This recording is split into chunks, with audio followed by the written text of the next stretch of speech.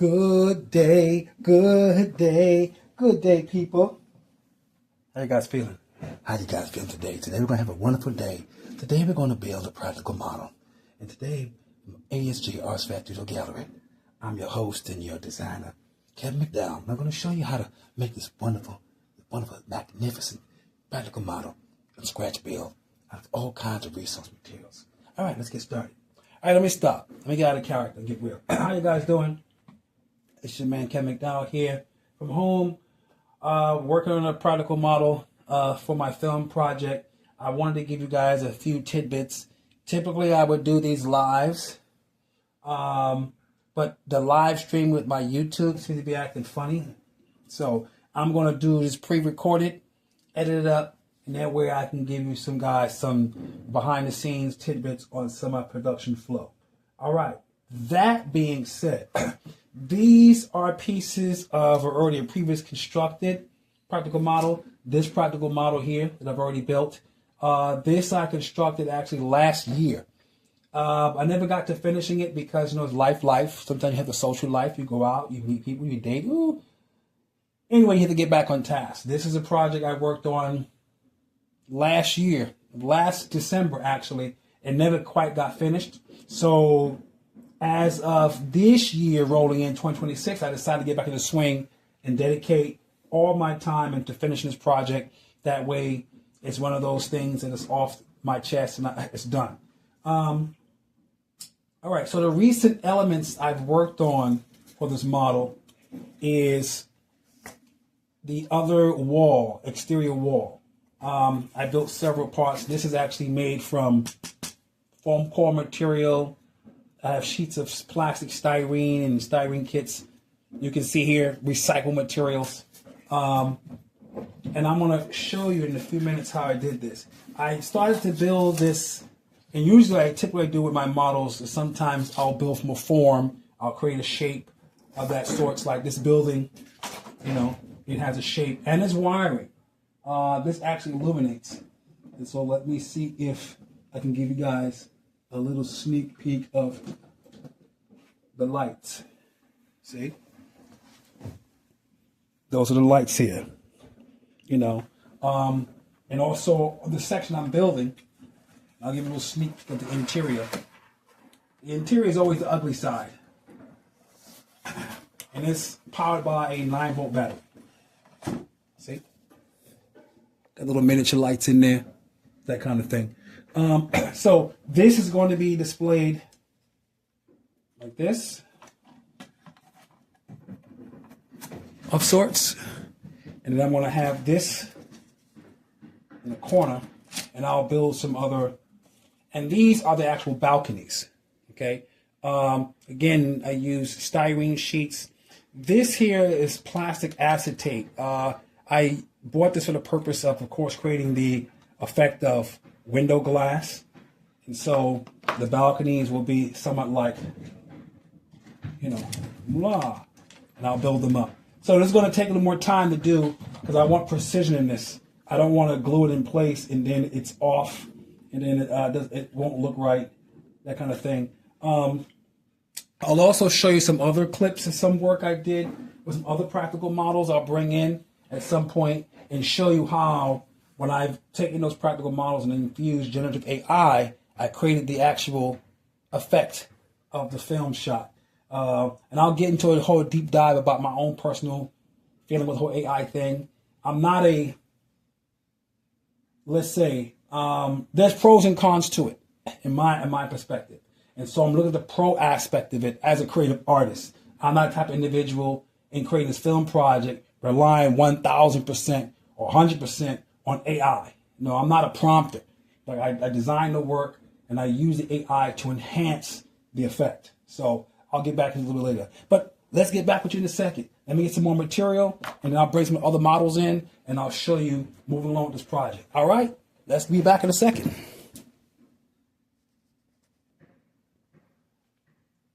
Okay. I'm back in the mix. Yeah, I have to get comfortable. So, yeah, just to give you a little tidbit, these are some of the adhesive materials I use. in the practical models for the styrene, you know, for the modeling. I think this is good. Sometimes I'll use the lucite, depending on the materials. This is also strong adhesive. I would every once in a while, I would use Gorilla Glue. This is not a sponsor for Gorilla Glue. The only disadvantage I find with the Gorilla Glue, in my experience, the advantages first is that with the Gorilla Glue, you can use it on various materials. You can glue concrete or stone and metal and wood. That's why I would use the Gorilla Glue, because sometimes when I'm building these models, I can use various materials. Sometimes they're plastics, foam, board, metal, whatever it might be used, pieces of wood for the interior structures.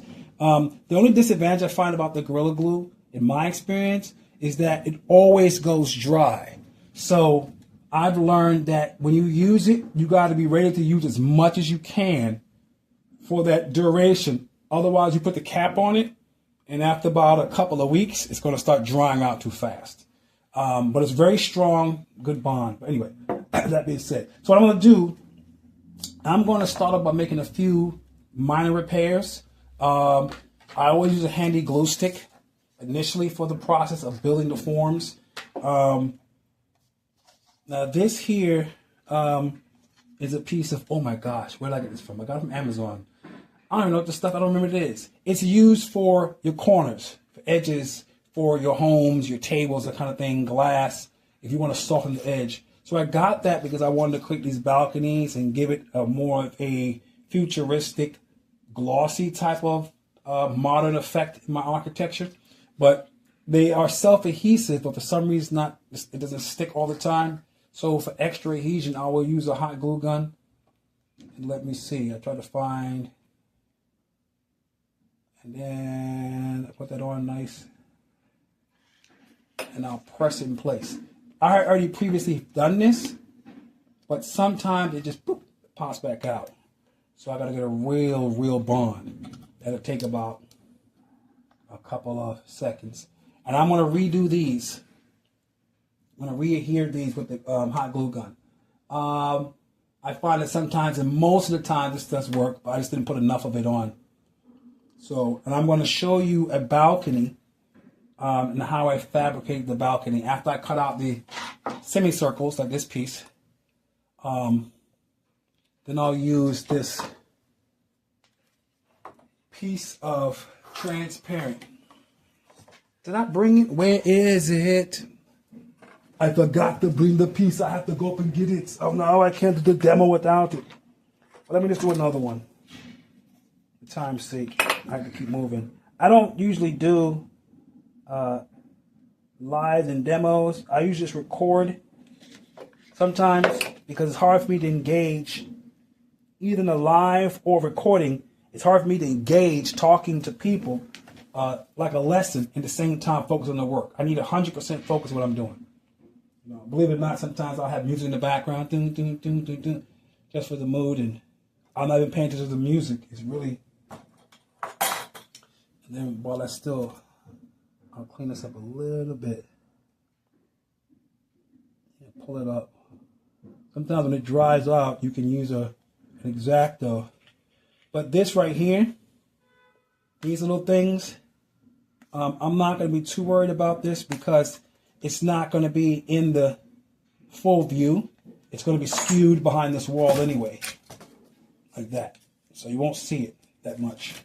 At least the goal is not to see it. I mean, unless you in person, you'll see it. Let me see if I can find that strip. That's important. All right, I'll be back. I'll be back. And I'm back. All right, yeah, I was looking for this, which is, it was some kind of acrylic. Gosh, I buy some of the stuff, plastic sheet, 12 foot by 12 foot. This is pretty expensive, and I'm trying to find a cheap place to get this. But this is really what I use for the glass, for the balconies. It has some flexibility to it. And of course, I scored it to give it some more, because if you bend it sometimes a little bit beyond its dexterity, it'll snap. Anyway, all right, so let me just show you this balcony. And Make sure I'm on my right side. I took off one side of the plastic, the protective coat. And what I will do is, I got to work fast with this because I have the hot glue. Let me see, okay. Get my bearing. Okay, make sure there's enough glue that goes on. And then, line it up. Hold it in place. And then just press, and hold in place. Take my time to make sure it's aligned and put pressure on it. Use your fingertips. Now the inside's got a little goopiness to it. I'm not worried about that too much. Again, I don't have all my tools, but I improvise sometimes. Just to smooth it out a little bit.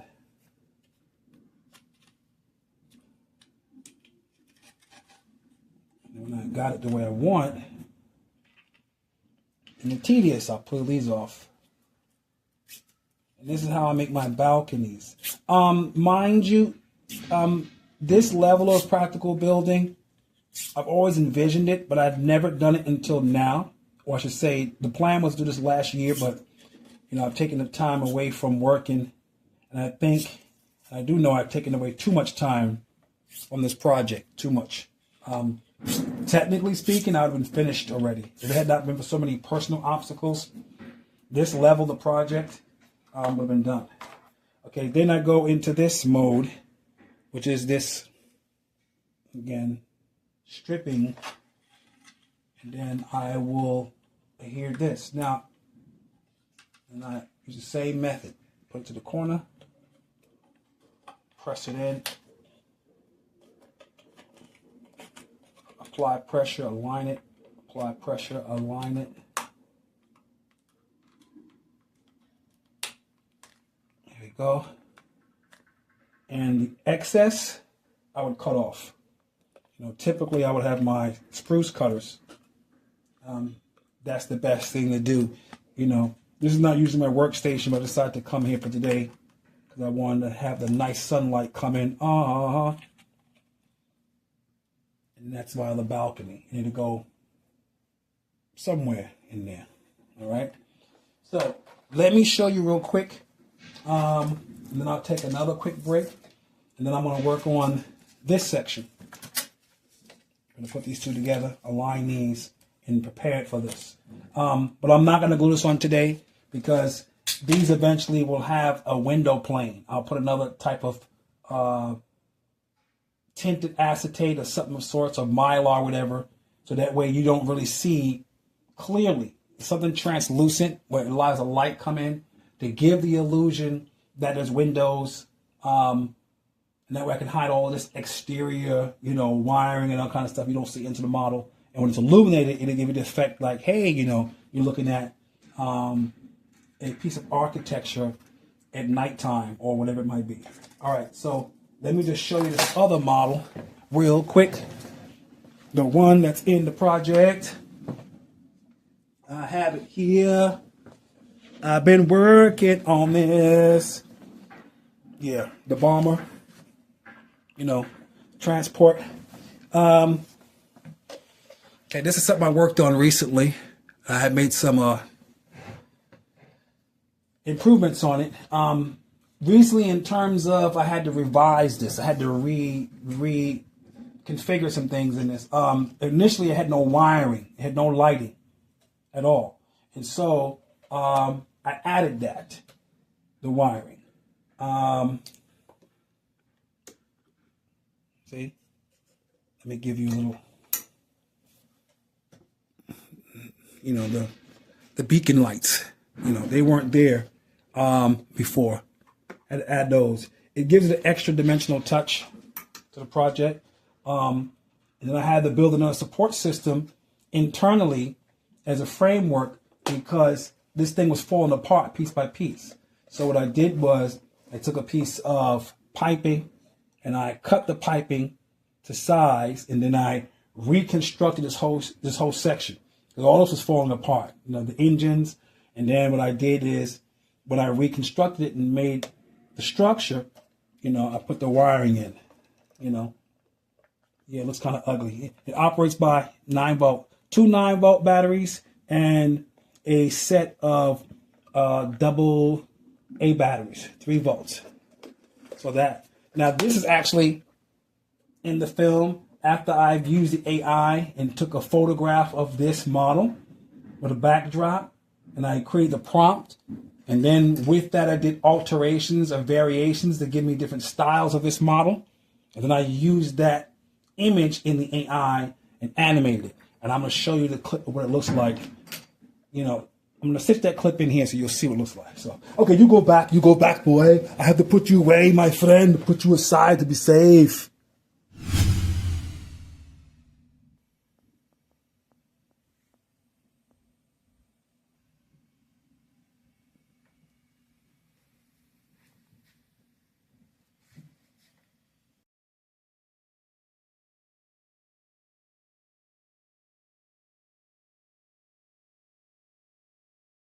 Okay, I'm back in the saddle again. All right, so let me see how this came out. Okay, so let me, like this. Don't worry if I seem to be kind of scrouching myself in, because I know there's no monitor, and so from my point of view, I have to make sure I'm in camera. Hi. Anyway, all right, so then here's a spruce cutter. For model making, and I'll just snip off this. And the thing about this too is, I always say, if you ever scratch building or using whatever source of your materials, you know how sometimes kits can cost money. They get expensive depending on the size of kits. Like, I bought submarine kits, aircraft carrier kits, and some of those kits, $150, $180, depending on the depth and the skill level of detail. But they add up when you buy multiple kits because you're working on a project. I'll put this here.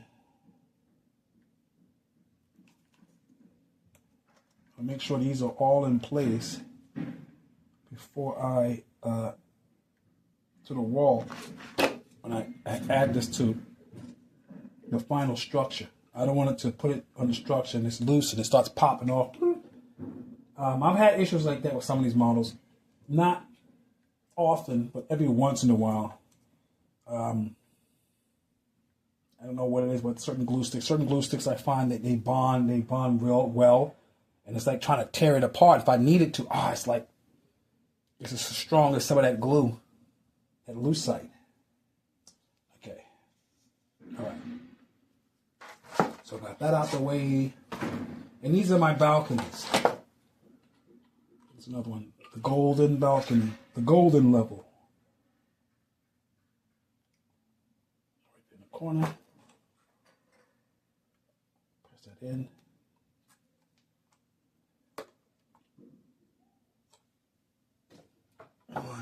I have 6 balconies.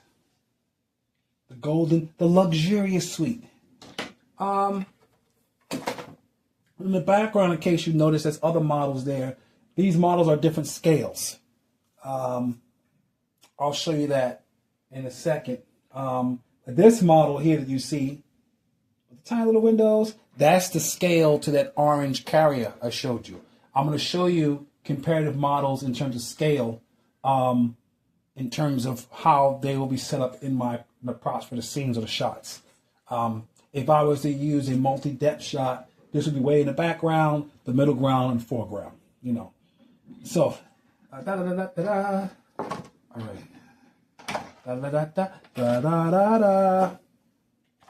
I was listening to Lauryn Hill and the Fugees, and it was bringing me back to back in the day when it was music.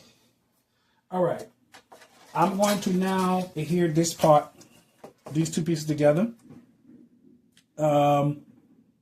because this is going to be able to set this in place so I can put the balconies in place. I want things to be aligned. Once I'm done with that, I think that's my task for today. So here comes the glue. Here comes the glue. So I gotta make sure, one of the things I find about these glue sticks, I gotta make sure that I'm using them, because sometimes they're short and they run through the glue stick, the hot glue gun fast, and then I'm halfway through with a selection of glue and the glue runs out. Then it's like, oh, I gotta reload it. All right, let's see how this works.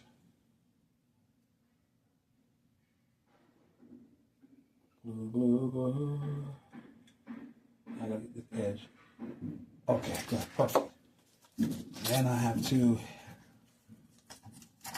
my eyes, line this.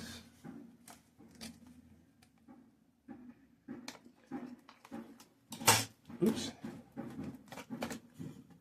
I didn't align properly. That's what I wanted. Misalignment. Not much of misalignment. I gotta force it. And I want it to be aligned. If it's not aligned, it won't be square or plumb or level like in real construction, because then it won't align when I put it to the corners. But this will have to work for now. Again, I don't multitask. I don't talk and do those things at the same time well. So again, that's how it's going to, I even have an indicator marker. Covered it up of sorts.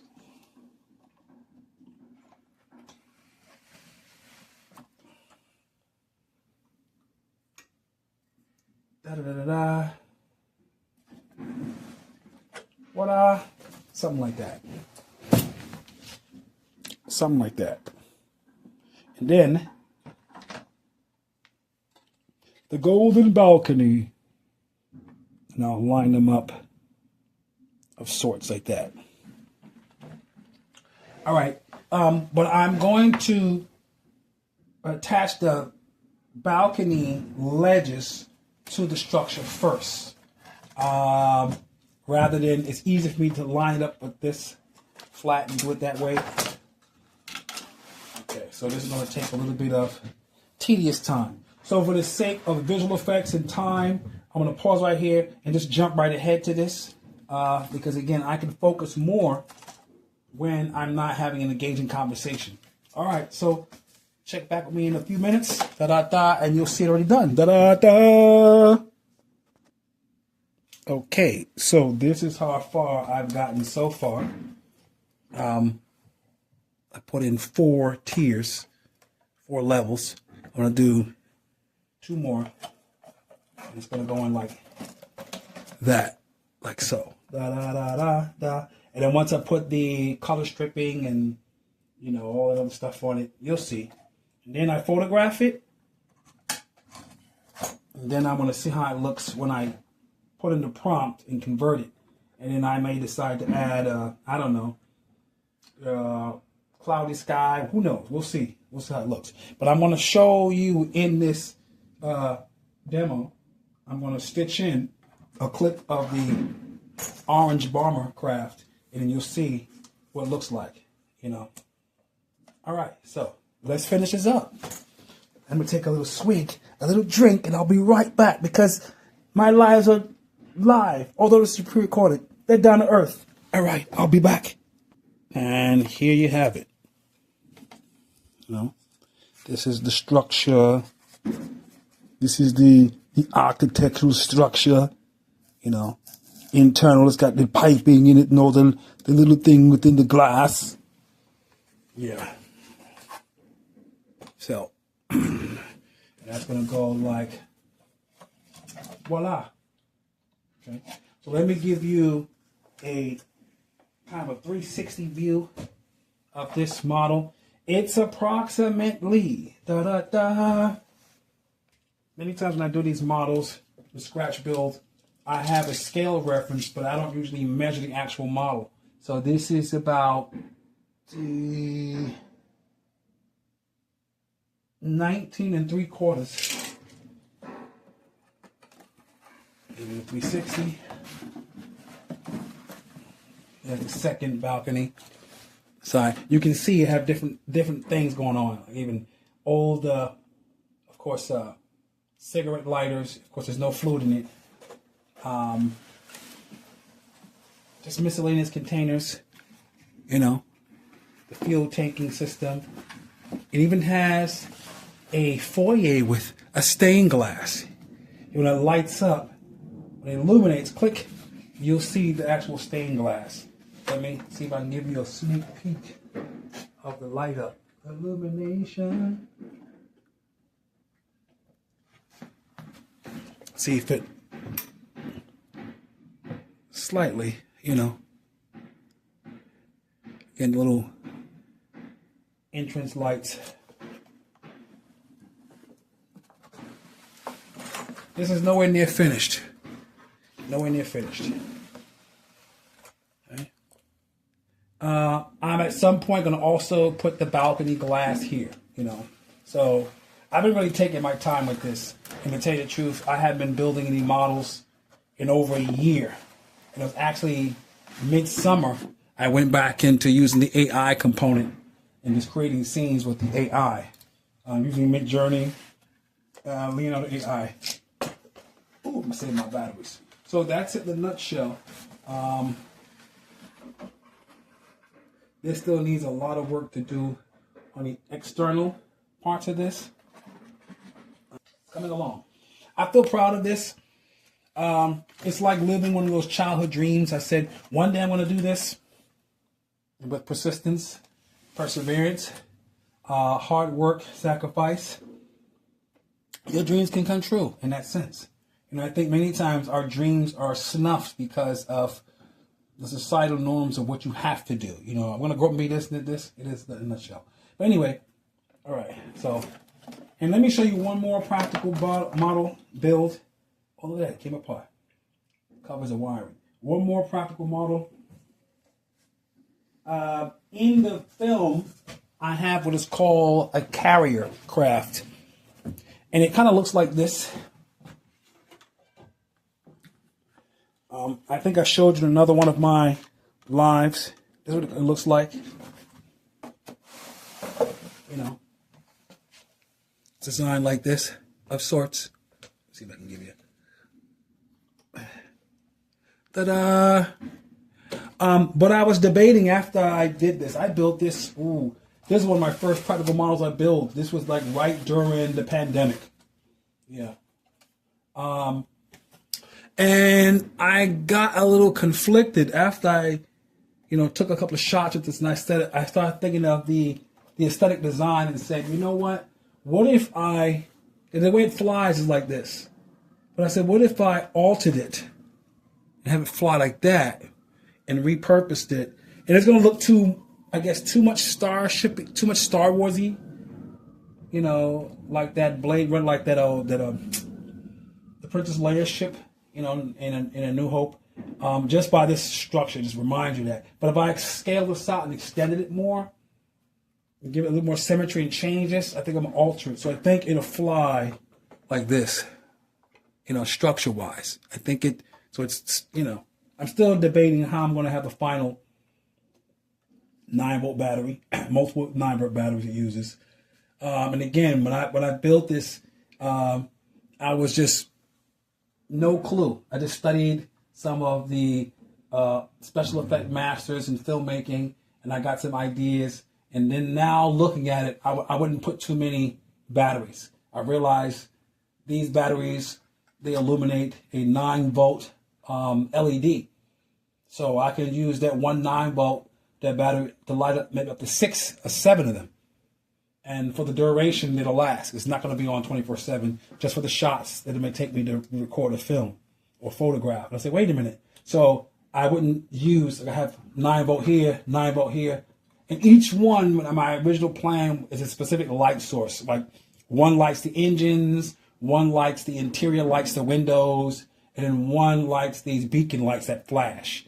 And I think really what it was is I want to have options of the lighting system so that way I can have the engines off and I can have the craft floating in space and there's life support, the lights, you know, on the structure of the ship, you know. So that was my practical way of looking at it. So either way, it still worked. All right. That being said, all right, we're going to put this and take a pause right here. And that's going to be it for this little how to do. I'll be doing a little more in-depth, comprehensive videos, step by step. This one is really just a finish up process, a little of the techniques I use in terms of fabricating and putting things together, you know. But I'm going to do a more extended, comprehensive. At a certain point in time when I have these videos, I will create a Patreon. So support your man. And that way they're going to be real in-depth how to do, like lessons. You know, they'll probably be about maybe an hour long. So Patreon, show your support. A few dollars here going to help buy materials and push this thing. All right, people.